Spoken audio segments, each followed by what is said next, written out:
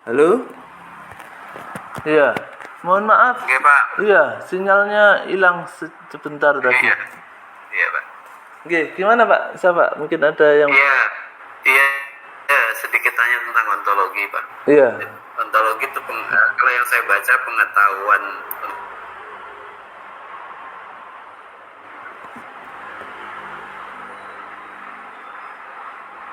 Halo?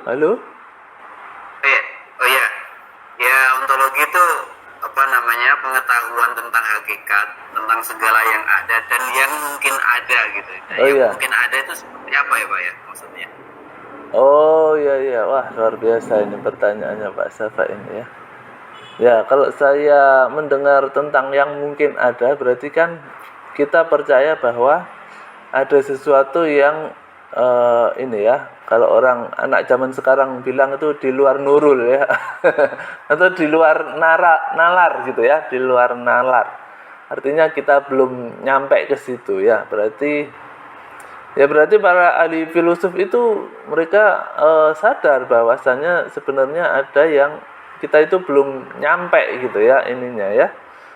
Indera kita belum nyampe ke sana itu mereka sadar gitu ya. Jadi mungkin itu yang bisa saya sampaikan Pak Safa ya. Jadi kan terlihat bagaimana ini ya luasnya filsafat itu memandang ya di empiris itu sampai sejauh itu. Jadi segala sesuatu yang memang dimungkinkan ada itu untuk pengetahuan selanjutnya itu mungkin bisa diteliti seperti itu mungkin Pak ya. Oh iya. Ya. Jadi memang orang Yunani kuno itu kan sudah sangat kondang ya ininya ya, logikanya gitu ya. Jadi bahkan sampai siapa namanya Imam Al-Ghazali kan juga mengakui itu kan begitu ya. Imam Al-Ghazali, Ibnu Sina gitu ya, para pemikir muslim yang selanjutnya gitu ya. Maksudnya kan mereka kan before Christ ya, orang-orang Yunani itu ya, dan kita kan berarti jauh tuh ya. Kalau para imam itu kan jauh setelah Rasulullah nggak ada, bahkan ya mereka sudah nulis tentang filsafat ini before Christ, bahkan sebelum Nabi Isa ada kan gitu ya. Itu kan berarti jaraknya panjang. Tetapi kita mengakui bahwa orang-orang Yunani ini memang cerdas begitu ya, cerdas. Walaupun memang karena pada saat itu mereka belum mengenal agama, sehingga ya benar-benar ngandalin otak kan gitu ya. Jadi semuanya dinalar gitu ya, tidak memakai kebijakan agama karena memang belum dapat pada saat itu. Ya mungkin itu ya Pak Safa ya tentang Terima kasih Pak.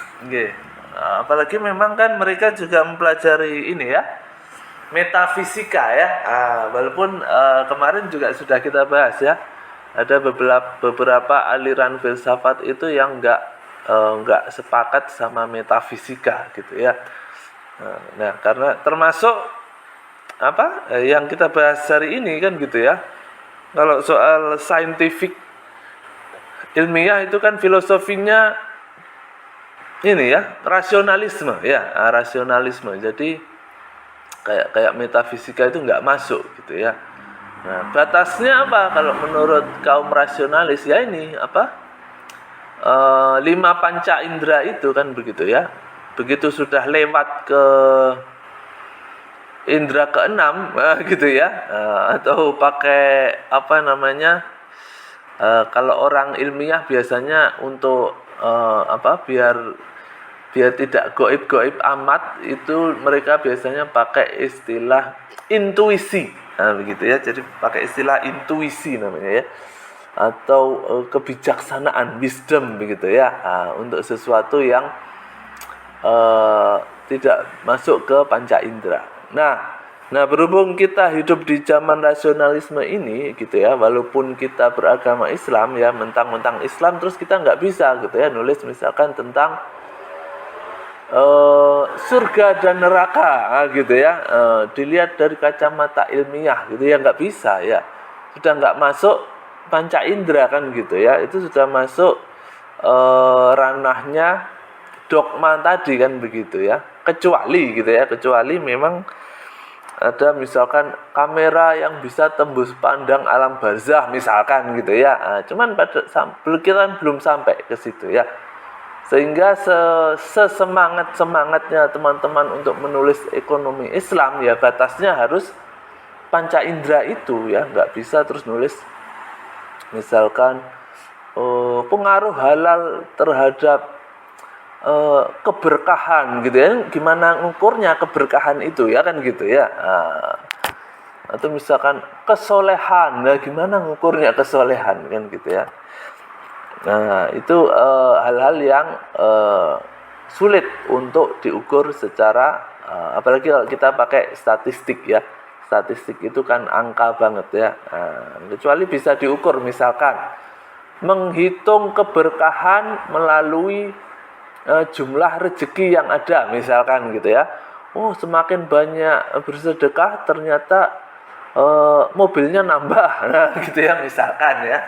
Oh ini bisa dibuktikan secara saintifik Pak, nah gitu ya. Misalkan orang ini loh Pak rajin sedekah Pak, oh tiap bulan itu ganti mobil Pak, nah misalkan gitu ya. Kalau gitu bisa gitu ya, kan masih masuk panca indera ya. Tapi kalau sudah surga dan neraka, sudah pakai indera keenam, atau mau meneliti wujud malaikat ya nggak bisa gitu ya, nggak bisa gitu ya. Ada batasnya untuk kita teliti. Nah, objek ilmu dimulai di awal kehidupan manusia, berhenti di akhir kehidupan manusia. Nah, ini malah semakin diperjelas ya. Nah, berarti kalau sudah meninggal ya nggak bisa diteliti lagi gitu ya, sudah stop gitu ya. Nah, dasar ontologi ilmu. Ilmu dimulai dari awal kehidupan dan berhenti di akhir kehidupan manusia. Ilmu tidak dapat menjawab pertanyaan. Di sharing itunya Pak. Gimana? Sharingnya belum Pak. Oh belum. Oh ya mungkin karena ini tadi ya, apa namanya? Iya betul Pak. Jaringan tadi. Iya sinyalnya hilang tadi.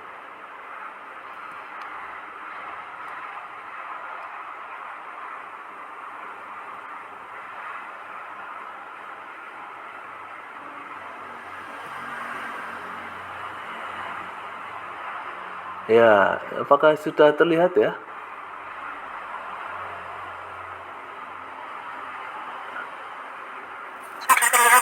Oh ya, alhamdulillah ya. Jadi dasar ontologi ilmu dimulai di awal kehidupan manusia, berhenti di akhir kehidupan manusia. Nah, ilmu itu sayangnya tidak dapat menjawab pertanyaan di mana manusia sebelum lahir, gitu ya. Terus kemana kalau sudah mati, gitu ya. Nah, jawaban untuk pertanyaan-pertanyaan itu hanya dapat ditemukan pada keyakinan agama, gitu ya, keyakinan agama. Karena sudah nggak masuk panca indera lagi kan begitu ya. Orang sebelum lahir kan panca inderanya belum aktif gitu ya. Kalau sudah mati panca inderanya hilang ya, kan sudah tidak bisa diteliti lagi ya. Nah kemudian ada realitas empiris yang masuk kategori A dan ada juga yang masuk kategori B yang dapat dikaji oleh ilmu. Misalkan penelitian ilmiah tidak dapat mengetahui sejauh mana kualitas doa seseorang kan gitu ya. Kalau di dalam Islam kan ud'uni astajib lakum, berdoalah kepadaku maka akan aku kabulkan kan begitu ya.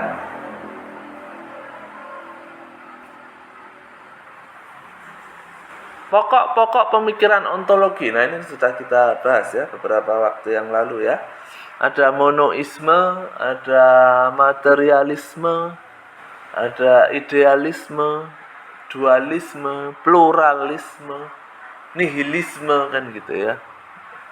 Nihilisme itu berarti ini ya, segala sesuatu itu nggak penting gitu ya, nggak penting ya. Kalau di dalam Islam itu ada Ada aliran yang memandang qada dan qadarnya Allah itu terlalu ekstrim ya.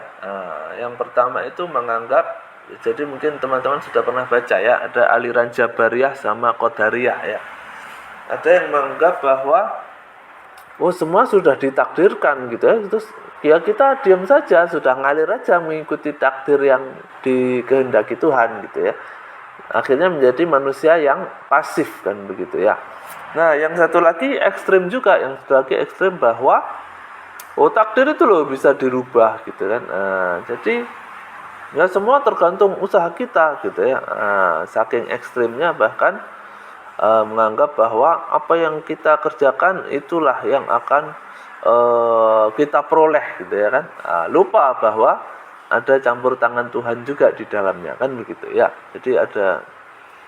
Nah, kalau nihilisme itu masuk di salah satu itu tadi ya. Jadi semuanya dianggap nggak penting, nah gitu ya.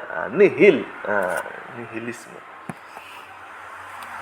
Nah, metafisika. Nah, ini yang dibahas beberapa filsuf yang ini kan ya, yang tidak rasionalis kan begitu ya. Karena metafisika itu, nah ini nih ada kata kuncinya ya, ada supernatural segera ya, kan gitu ya. Termasuk menjawab apa sih Tuhan itu kan gitu ya, metafisika ya. Tuhan itu apa? Itu pertanyaan orang-orang metafisik ya, supernatural gitu ya. Nah, sekarang ke epistemologi, pengetahuan tentang teori. Jadi bagaimana cara manusia memperoleh kebenaran itu? Caranya ada 4. Yang pertama trial and error gitu ya. Seperti siapa itu yang menemukan lampu itu ya? Itu konon katanya sudah 1000 kali percobaan. Ya? Oh iya kan 1000 kali nyoba gitu ya, baru ketemu yang terakhir itu, baru nyala lampunya ya. Trial and error. Kemudian ada kalanya juga manusia memperoleh kebenaran itu dengan otoritas gitu ya, dengan tradisi gitu ya. Karena dia anaknya kiai ya, dia langsung menjadi gus kan begitu ya. Ada otoritas tertentu, atau karena dia anaknya presiden ya sekarang jadi waduh, ini kok jadi bahas itu ya. Nah ini ini lagi panas kalau di Indonesia ini Pak Safa ya. Ya, otoritas dan tradisi. Kemudian ada spekulasi dan juga argumentasi. Jadi pertama berspekulasi ya. Ini jangan-jangan karena ini gitu ya. Hipotesis awal gitu ya kalau di metode ilmiah ya. Hipotesis dan eksperimen. Berspekulasi, jangan-jangan orang itu pakai makanan halal itu karena tertarik tulisannya itu loh, kayak gambar wayang misalkan kan gitu ya. Terus ada lagi yang berargumentasi, enggak, memang ya dia walaupun enggak Islam, dia enggak suka aja makan babi gitu ya, jadi makanya dia cari yang halal-halal, kan gitu ya. Nah cuman dalam metode ilmiah, spekulasi dan argumentasi itu nggak cukup gitu ya, nggak cukup gitu ya. Kalau cukup dengan itu, maka yang paling pintar berdebat lah yang menang gitu ya, itu yang paling jadi juara gitu ya. Cuman kalau metode ilmiah enggak ya, kita harus bisa melakukan eksperimen gitu ya, atau melakukan penelitian gitu ya. Epistemologi adalah cabang filsafat yang menengarai masalah filosofi yang mengitari teori ilmu pengetahuan. Epistemologi menentukan karakter pengetahuan, kebenaran macam apa yang patut diterima dan kebenaran macam apa yang ditolak, kan gitu ya. Karena tidak semua hal itu benar kan gitu ya. Nah, pengetahuan muncul 3 kelompok. Ya, yang pertama rasionalis ya, kaum rasionalis melahirkan metode deduktif. Kemudian ada empiris yang melahirkan induktif. Kemudian ada juga aliran kritis, nah, yang melahirkan metode ilmiah. Rasionalisme dan deduktif. Rasionalisme dikembangkan oleh para filosof Eropa. Nah, ini sudah sering kita bahas ya, René Descartes ini ya, Cartesian kan gitu ya. Nah, Descartes itu ada tuh patungnya. Aku berpikir karena itu aku ada, patung cogito ergo sum ya, ini bukan sum sih, sum kalau nggak salah ya, cogito ergo sum itu sangat terkenal ya, patung orang sedang ini ya, bertopang dagu, sedang berpikir, itu ini apa, lambang filsafatnya Descartes itu ya, kaum Cartesian, ada patungnya itu ya di Eropa sana. Nah, saya lupa belum nyari ya. Nah, mungkin nanti teman-teman bisa googling ya, ada itu cogito ergo sum. Saya berpikir karena itu saya ada. Kalau nggak berpikir nggak ada, kan gitu ya. Penganut rasionalis memandang sesuatu yang benar itu adalah yang paling masuk akal, kan gitu ya. Penginderaan dan fitrah.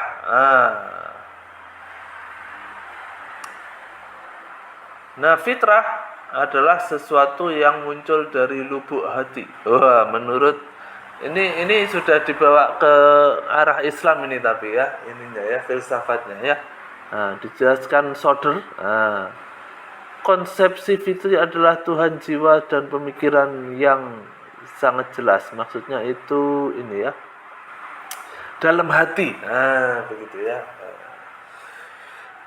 atau kalau orang Barat bilang itu ini apa namanya, insting gitu ya, insting.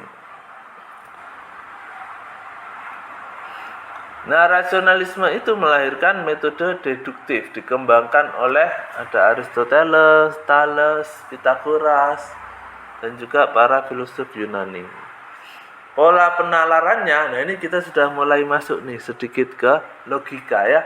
Nah, pola penalarannya deduktif itu silogisme. Nah, silogisme. Nah, ini contohnya ya, penalaran silogisme. Semua manusia pasti akan mati. Tuti adalah manusia. Tuti pasti akan mati. Kan begitu ya. Jadi ada premis mayor, contohnya yang A itu, kalau premis minor yang B. Nah, yang C itu silogismenya ya, kesimpulannya. Nah, nilai kebenaran deduktif itu tergantung premisnya ya. Maksudnya misalkan premis mayornya itu betul, tapi kalau premis minornya itu enggak betul, bisa jadi kesimpulannya menjadi sesuatu yang salah. Misalkan ini contohnya ya, semua pahlawan adalah orang yang berjasa. Kartini adalah pahlawan, maka Kartini adalah orang yang berjasa. Nah, pertanyaannya adalah Kartini yang mana? Kan gitu ya. Apakah semua orang yang bernama Kartini itu pahlawan?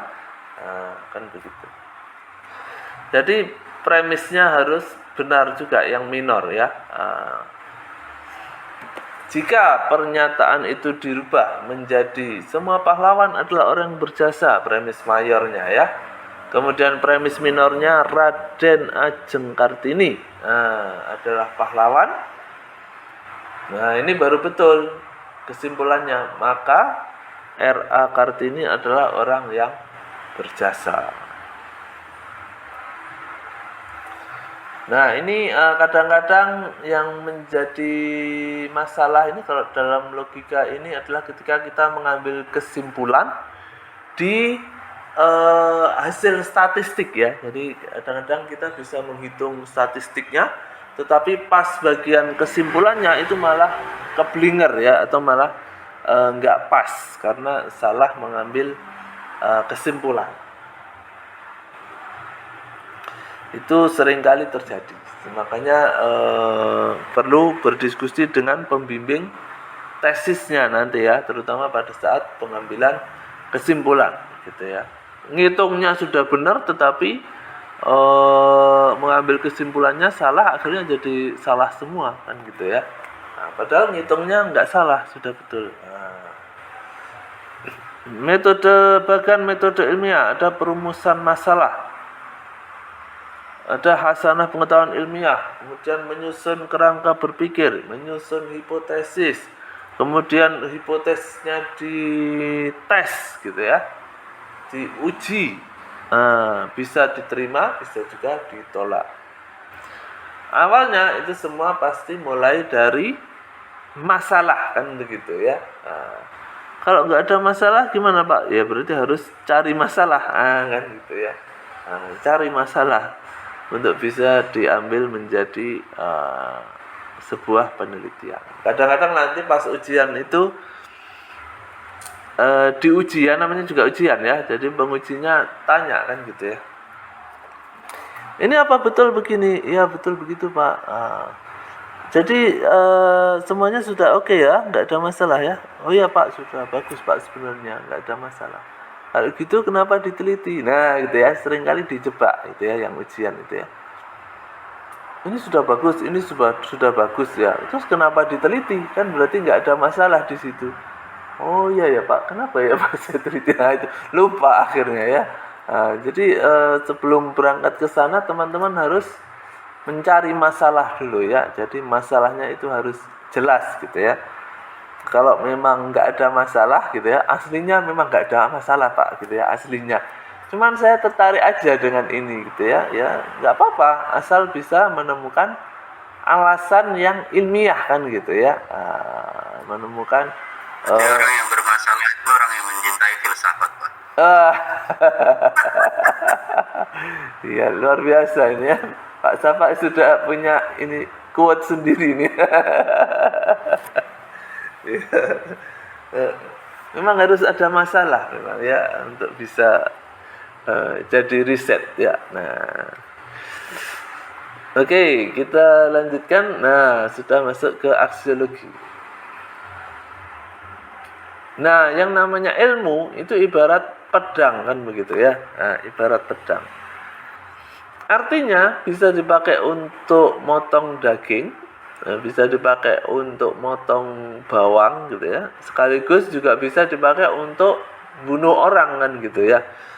Jadi netral, ilmu itu netral. Kalau dari sudut pandang para kaum saintifik ya, ilmu itu netral gitu ya. Nah karena ilmu itu netral, gitu ya, akhirnya para ulama itu, nah ini kalau kita sudah belajar ke ini ya, kalau kita sudah belajar sudah condong ke agama ya, akhirnya para ulama itu ini berpendapat bahwa karena ilmu itu netral, agar bisa masuk ke agama kita, maka harus kita Islamkan tuh. Nah itu yang seringkali akhirnya dipakai sebagai mayoritas ya, mayoritas di kalangan intelektual itu, agar bisa sejalan dengan agama. Jadi diislamkan, ada namanya istilahnya islamisasi ilmu kan gitu ya.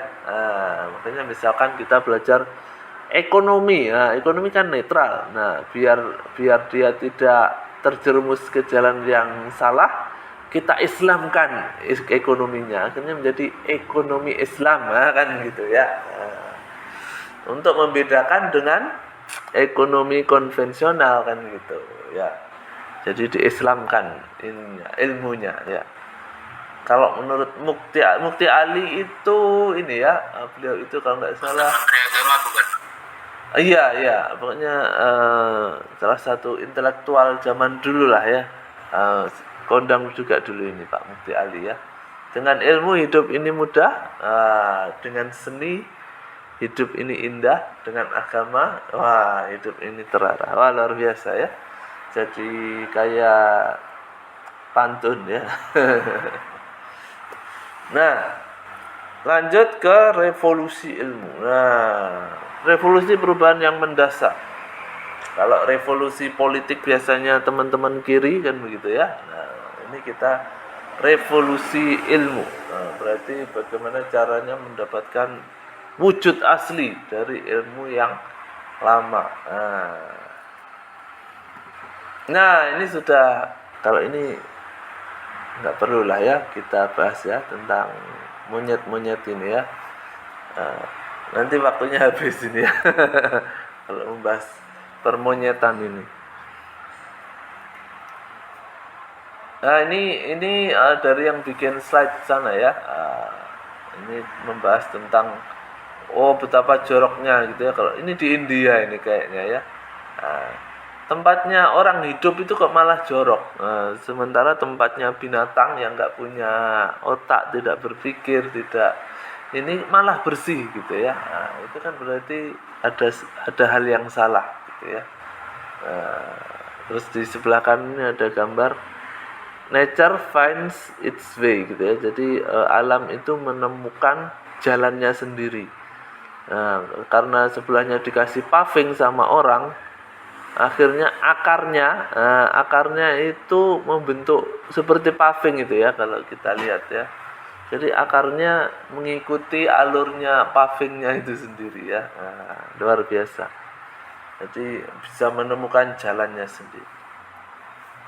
Nah, kita lanjutkan.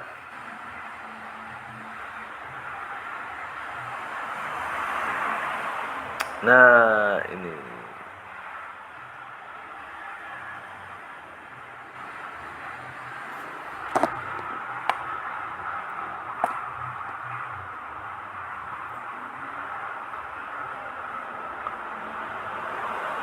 filsafat dan pendidikan. Nah, ini keren ini ya. Ini slide-nya dari Taylor Francis. Kalau teman-teman tahu, Taylor Francis itu salah satu pengelola jurnal juga ya yang terkenal di dunia ilmiah ya. Selain Scopus gitu ya.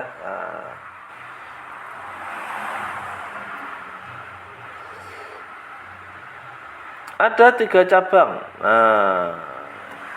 Kalau menurut slide ini ya, ada metafisika. Kalau tadi kan ontologi ya. Nah, kalau menurut dia metafisika, terus epistemologi, habis itu aksiologi. What is real? Nah, apa yang nyata gitu ya? Metafisik ditinjau dari metafisika. Kalau epistemologi, bagaimana kita bisa mengetahui? Kalau aksiologi, apakah yang bernilai? Bernilai itu maksudnya benar nggak sih? Ini ya. Apakah yang kita lakukan itu betul atau tidak? Nah, jadi ini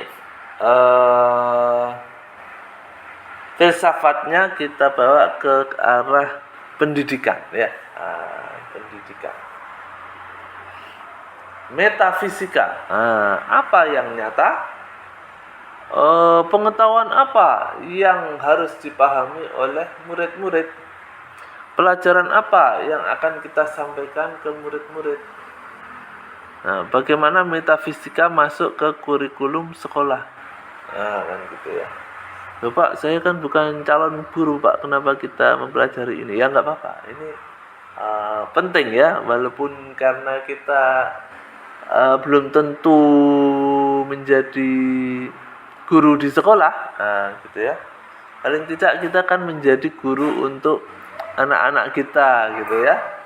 Menjadi guru untuk keluarga kita, atau menjadi guru untuk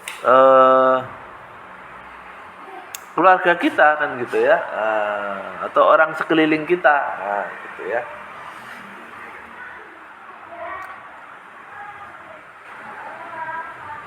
Nah, ini perubahan di dalam perspektif metafisika.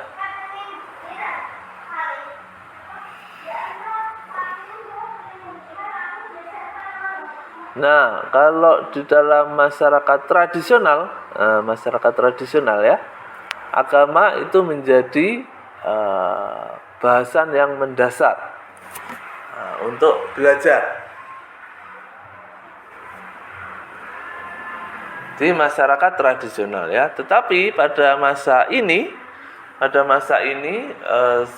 semua pembelajaran menjadi lebih sekuler ya. Lebih sekuler ya, seperti kita bahas kapan hari itu ya, karena sudah lewat Renaissance itu ya, menjadi sekuler, berpisah antara agama dan sains. Kalau epistemologi apa? Bagaimana kita mengetahui, bagaimana kita belajar, bagaimana kita mengajarkan sesuatu yang kita anggap paling penting. Nah, gitu. Yang paling penting apa sih? Misalkan kalau yang paling penting dalam ekonomi Islam itu apa sih? Nah, kan gitu ya. Misalkan bisa kita katakan bahwa inilah yang penting ke ekonomi Islam itu enggak maghrib gitu ya. Apa itu? Enggak sholat maghrib? Bukan gitu ya. Enggak maghrib itu tidak maisir, tidak horor, kan gitu ya, tidak riba, kan gitu ya, sederhananya. Kalau kata siapa namanya,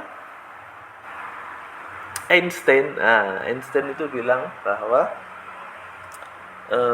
kalau kita tidak bisa menyederhanakan sesuatu, jangan-jangan kita nggak paham tentang sesuatu itu, kan gitu ya.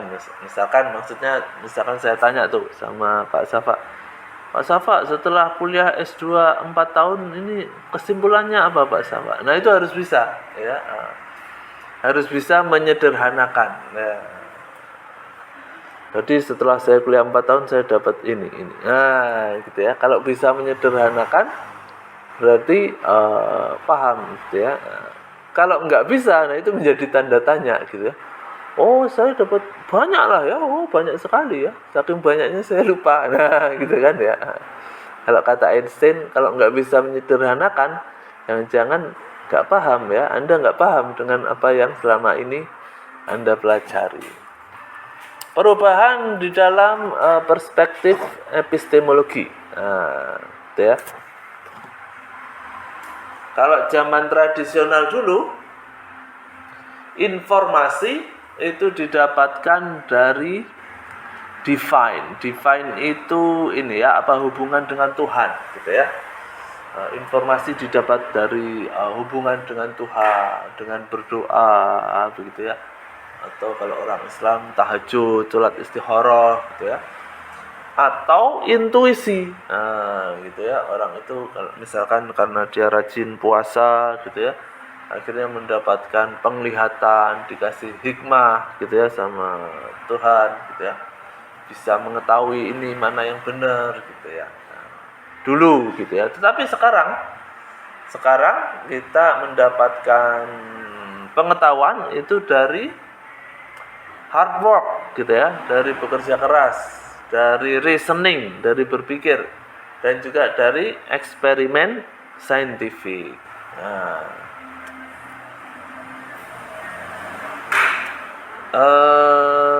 Aksiologi, nilai apa yang paling penting, gitu ya.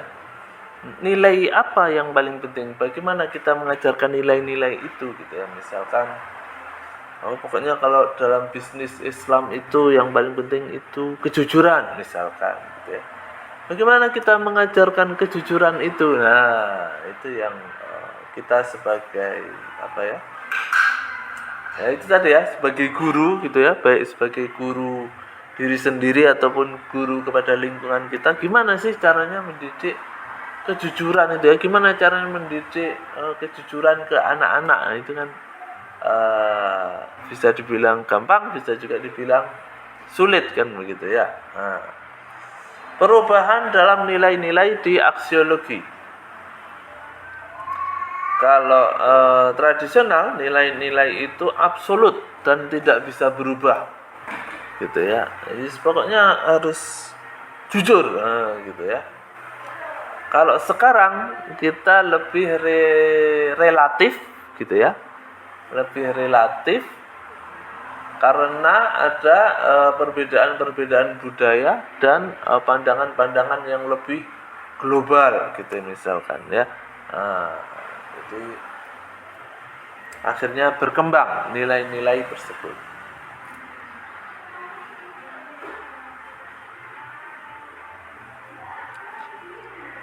Kemudian bagaimana cara kita mengajarkan nilai-nilai ini kan gitu ya. Kalau secara tradisional itu kita mengajarkan kepada student gitu ya untuk menghafal gitu ya, menghafalkan nilai-nilai. Misalkan apa yang penting dalam bisnis Islam?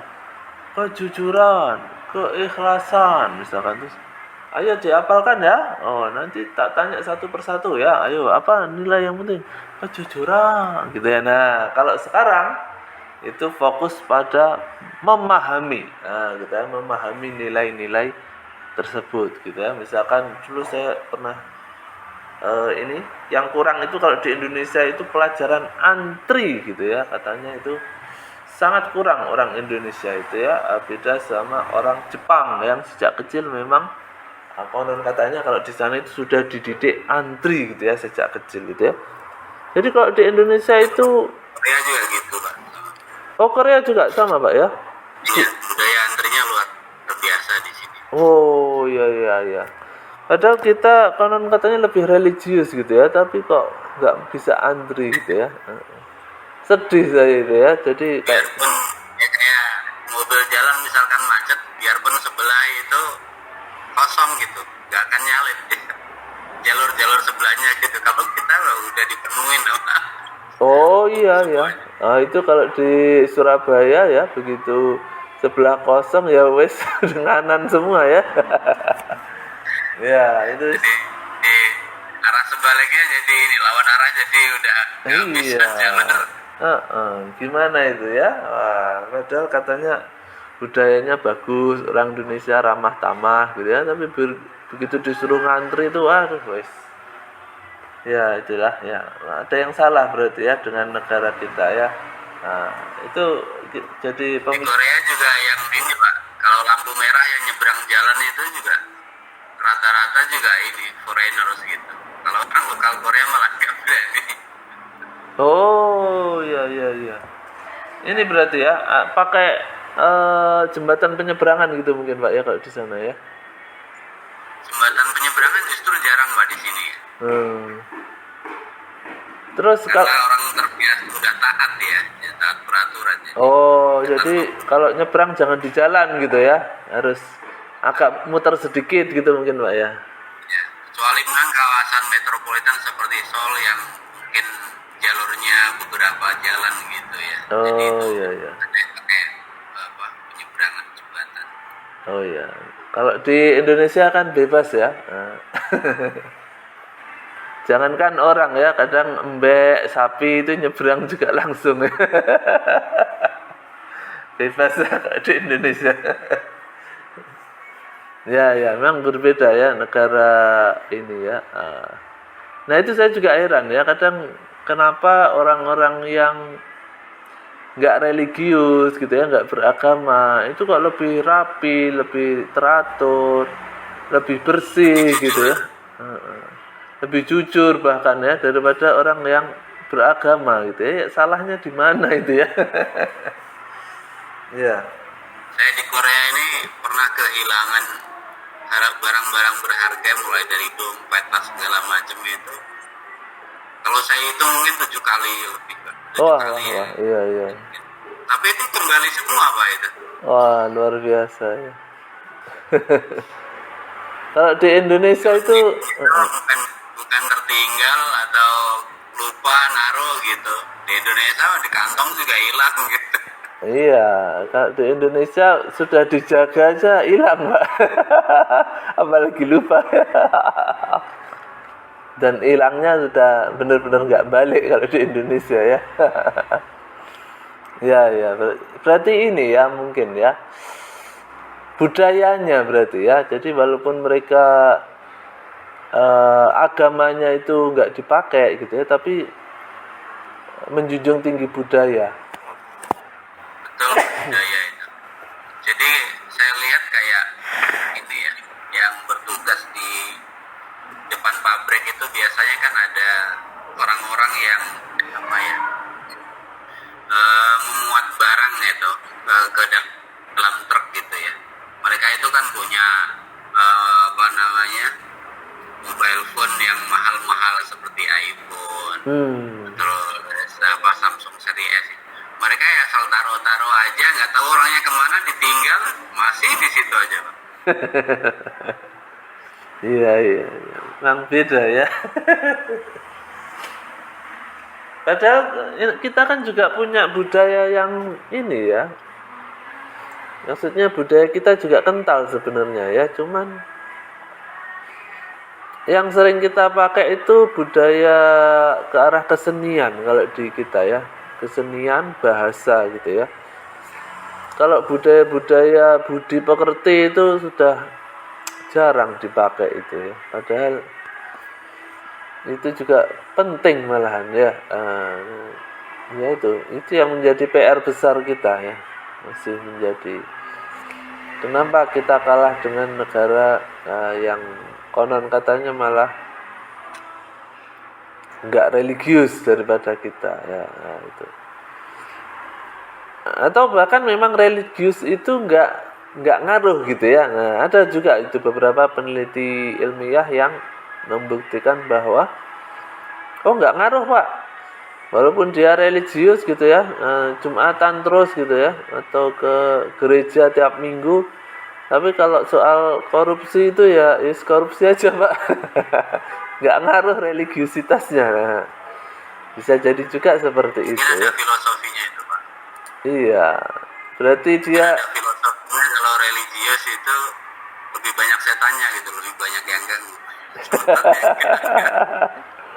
iya, bisa jadi ya. Nah, semakin religius semakin besar memang godaannya ya.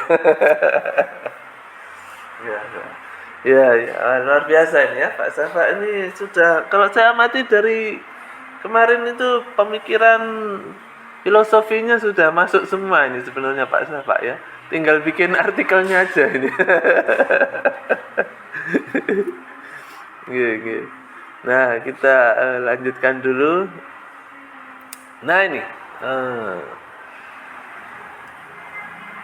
4 filosofi modern di Barat ya, di Barat ini ya.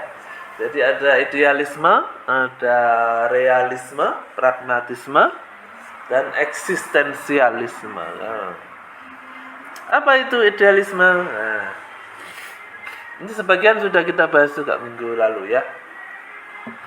Idealisme berawal dari Yunani oleh Plato gitu ya.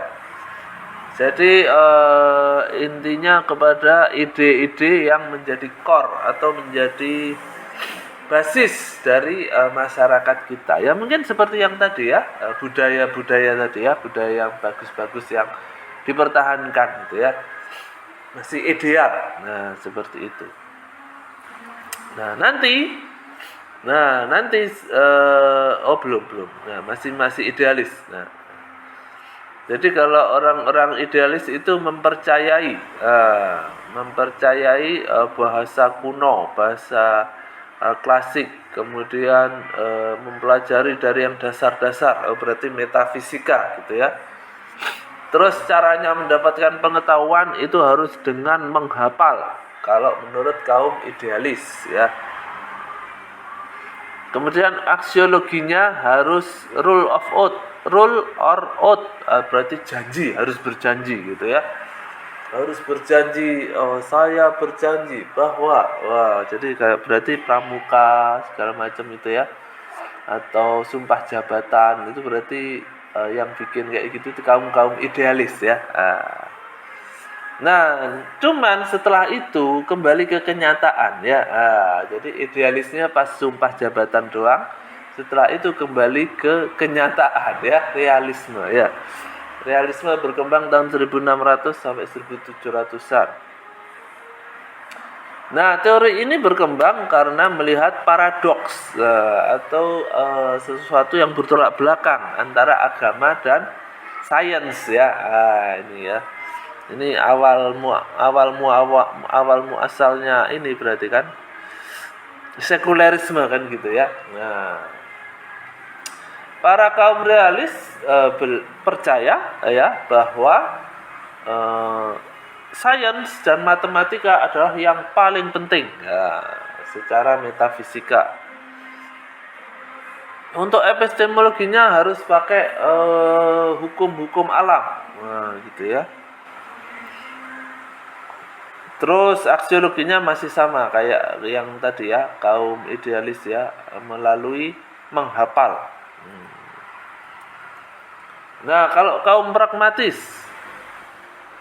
ini sudah betul-betul ucul ya, kalau orang Jawa bilang ya, lepas gitu ya, memisahkan antara agama dari aktivitas kehidupan manusia, dipisah ya. Orang pragmatis percaya bahwa pokoknya yang penting itu dipelajari dalam sains itu adalah mempelajari masalah-masalah yang timbul di masyarakat. Nah, kemudian caranya gimana? Caranya adalah learning by doing, nah, gitu ya. Terus aksiologinya gimana? Aksiologinya menggunakan decision making, gitu ya. Mengambil kesimpulan dari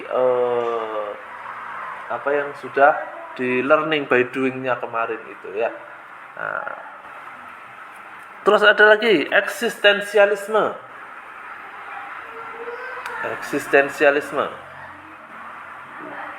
Jadi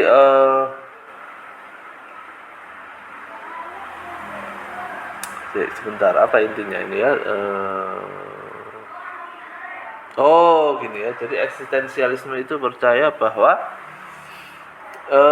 kalau soal agama itu wes ininya sendiri-sendiri gitu ya, urusannya sendiri-sendiri gitu ya.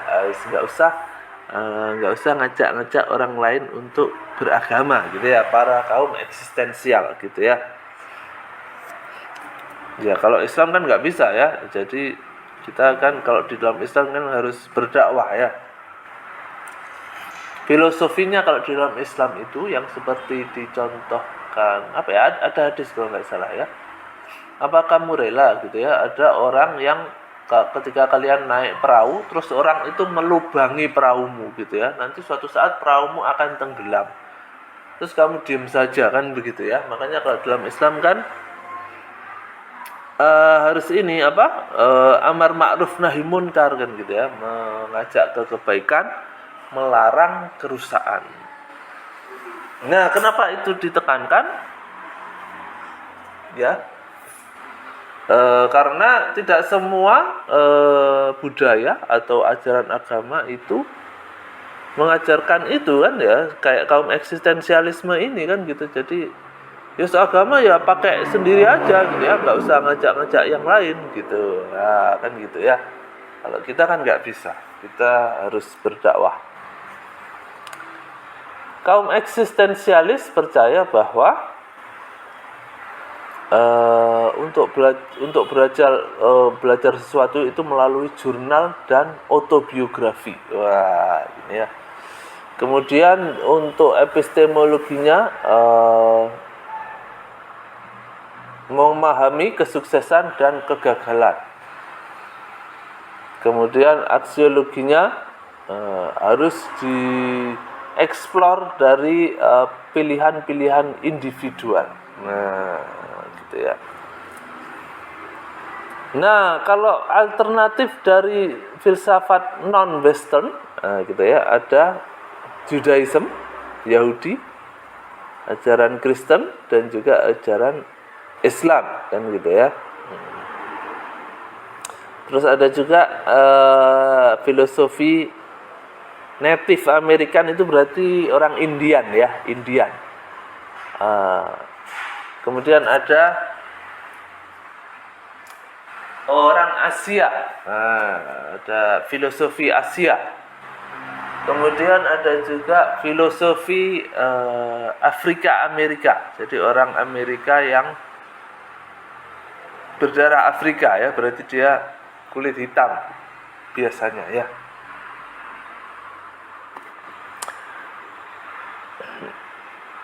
Nah, ini apa nih? Judaism, Christianity, dan Islam. Nah, jadi intinya apa ya? Nah, jadi kalau menurut slide ini ya, kalau semakin konservatif, semakin fundamental, atau kalau kita bahas kemarin semakin radikal lah gitu ya, itu orang beragama 3 ini itu cenderung less open to diversity, berarti lebih tertutup gitu ya, nah, lebih dogmatis, nah, dan juga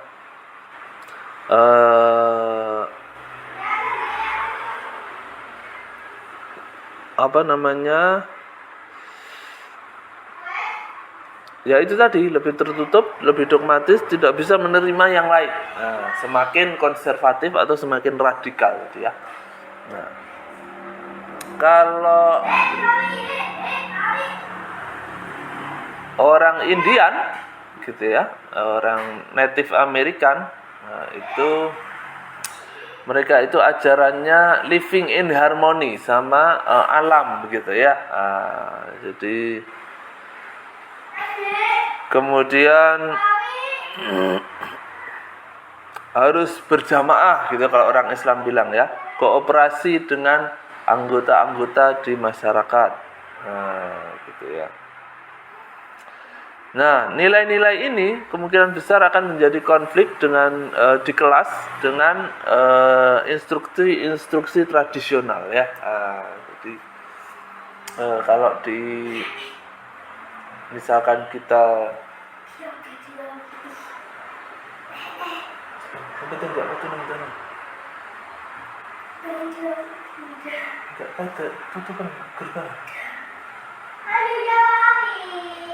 ya, jadi itu kalau orang Indian di kelas ya. Nah, kalau orang ASEAN apa? Orang Asia. Sama juga ya. Jadi orang Asia itu kemungkinan besar kalau di Amerika sana berarti orang-orang Chinese gitu ya, termasuk mungkin Korea dan Jepang gitu ya.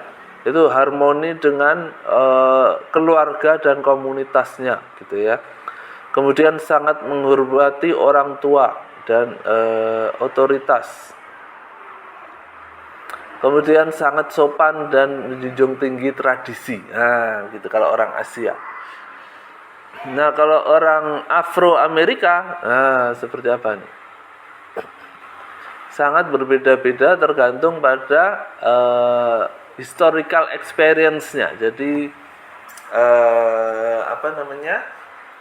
Pengalaman hidupnya begitu ya, pengalaman hidupnya. Mereka sangat suka mengekspresikan diri dalam seni dan musik. Nah, kalau orang Afro Amerika.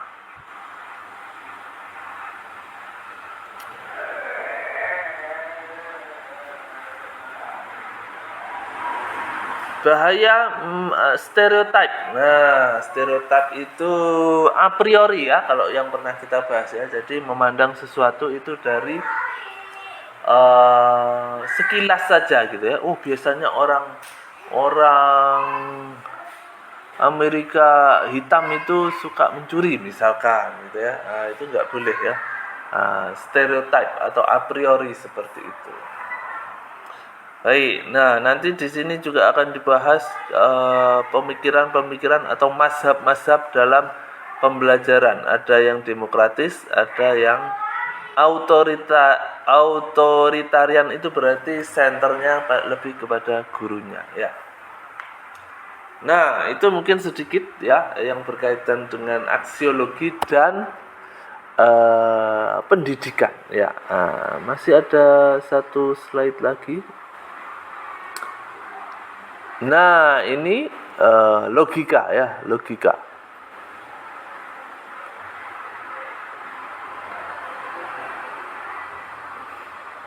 Atau lebih tepatnya, nah ini, critical thinking atau berpikir kritis. Ya, berpikir secara kritis. Ini slide ini dipakai di luar negeri ya, pada fall, berarti semester musim gugur ya, semester musim gugur. Nah, kalau di sana kan semesternya itu per musim ya. Ada yang saya dulu juga pernah ngajar di kelas di salah satu kampus swasta yang dia pakai kurikulum Amerika ya. Jadi semesternya itu enggak kayak di Indonesia semester gasal, semester genap gitu ya, tapi pakai ada apa namanya, semester yang fall. Iya gitu ya. Terus kalau summer itu libur, mereka kan gitu ya. Ada semesternya itu ikut musim-musimnya itu. Oke.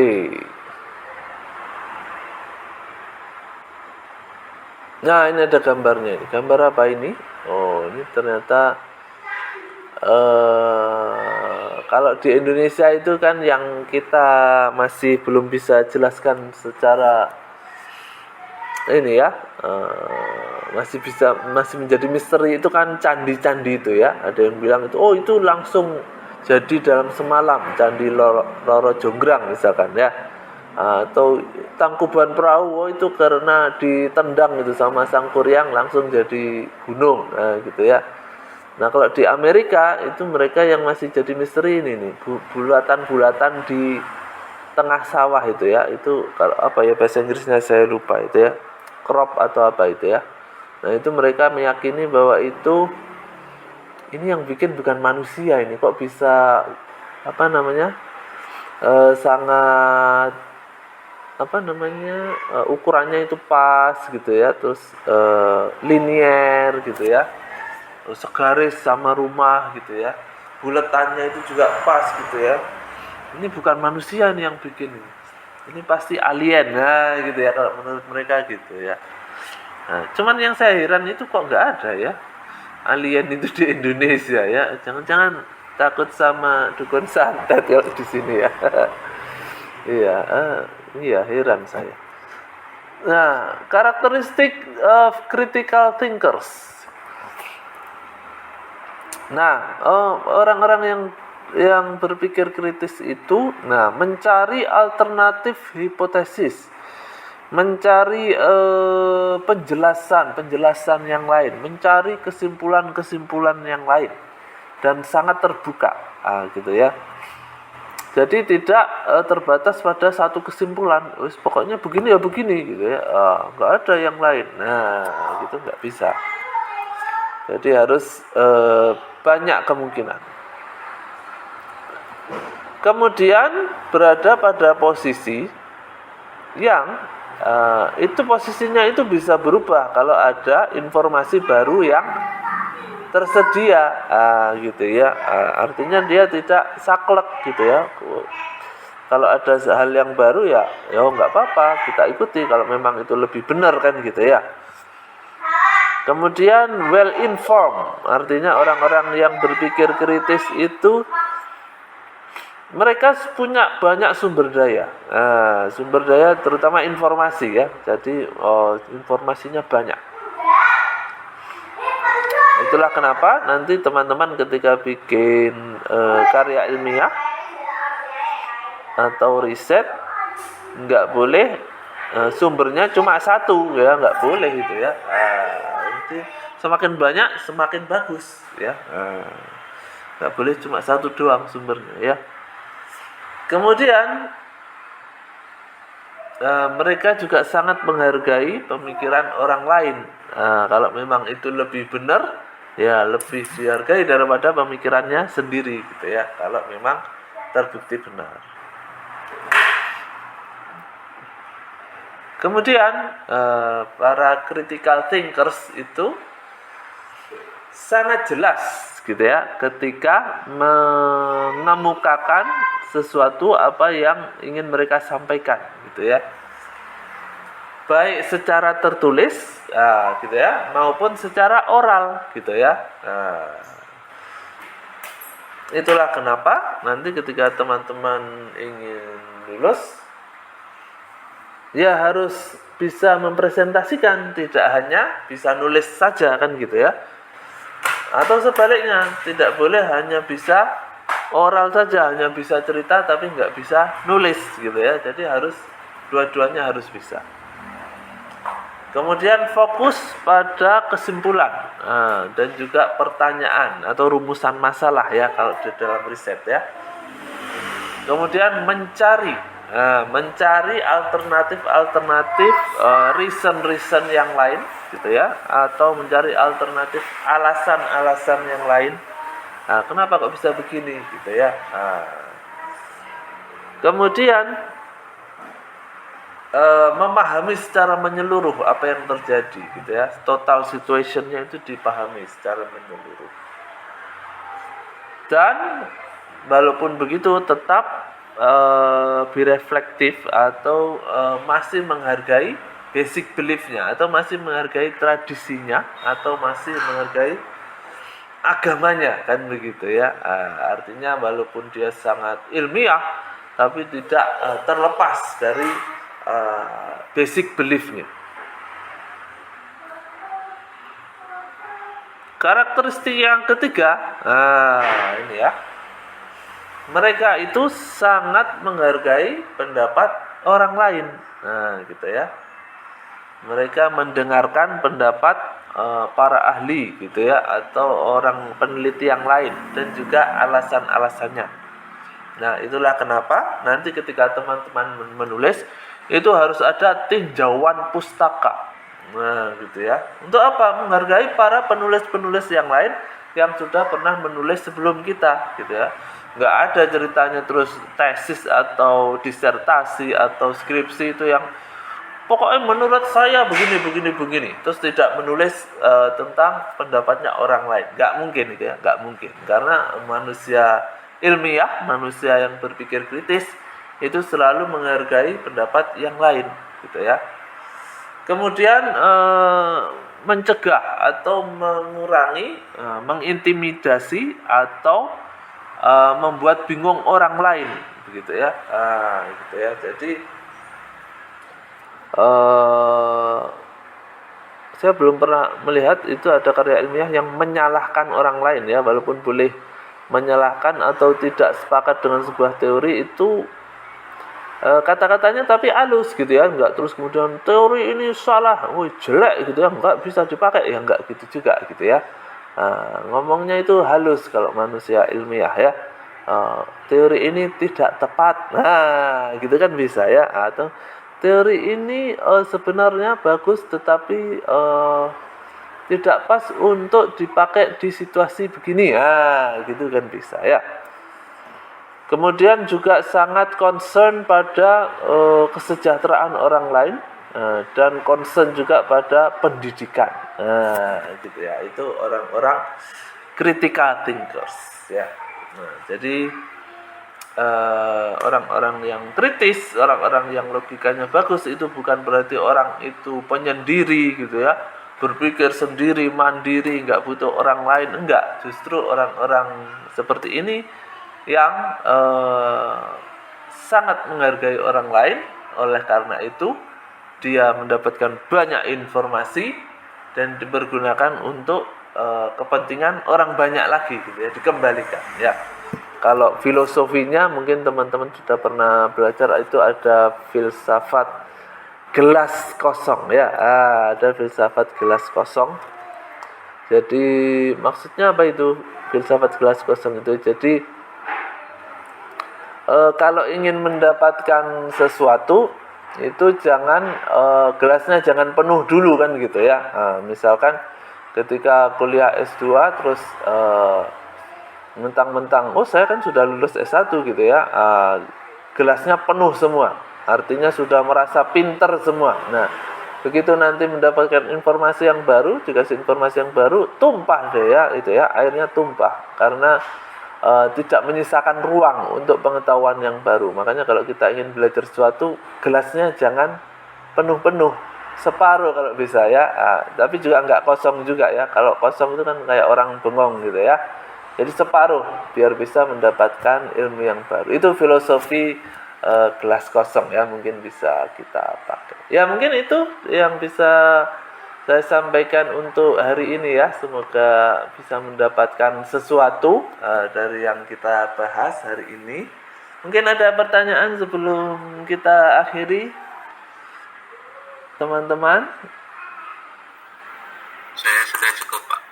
Nggih. Terima kasih banyak hari ini. Iya. Kayaknya sudah semangat untuk mengerjakan tugas ini Pak Safa ya. Nggih. Ya, baiklah. Semangat, selamat berakhir pekan ya, teman-teman. Ini libur. Kalau di Indonesia libur 4 hari ini Pak Safa ya. Liburnya hari Kamis, Jumat itu cuti bersama, Sabtu Minggu ya memang libur beneran ya kan gitu ya. Jadi 4 hari ini minggu ini. Ya, jangan lupa tugasnya ya. Sesulit-sulitnya tugas itu akan selesai kalau dikerjakan ya. Kalau nggak dikerjakan ya nggak selesai ya. Baik, kita akhiri. Terima kasih perhatiannya ya. Insya Allah ketemu minggu depan atau kita tunggu instruksi selanjutnya. Mungkin juga UTS. Tapi kalau UTS-nya S2 kan ya nggak kayak S1 lah ya, pasti beda ya. Mungkin kita bahas progres tugasnya atau gimana gitu. Terima kasih teman-teman yang sudah hadir hari ini. Kita tutup dengan doa akhir majelis. Semoga mendapatkan ilmu yang bermanfaat. Subhanakallahumma bihamdika asyhadu an la ilaha illa anta astaghfiruka wa atubu ilaik. Sampai jumpa lagi insyaallah. Wassalamualaikum warahmatullahi wabarakatuh. Terima kasih, Bapak Marul. Iya, sama-sama.